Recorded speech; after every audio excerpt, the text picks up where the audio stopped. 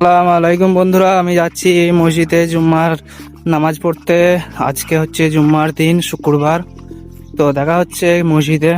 আমাদের গ্রামের রাস্তা বলখানার ডাঙ্গা, এইদিকেই যাই। রাস্তা তো বলা যাবে না, বলখানার ডাঙ্গা।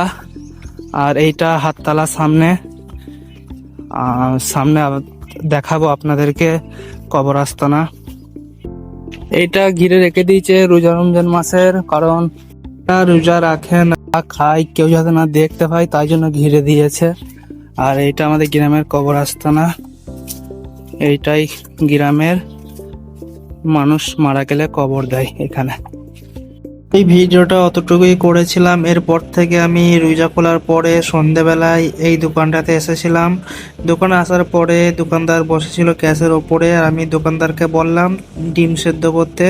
আমি এখান থেকে একটা ডিম সেদ্ধ নেবো, দোকানদার একটা নেবে, আর একটা খদ্দের আছে।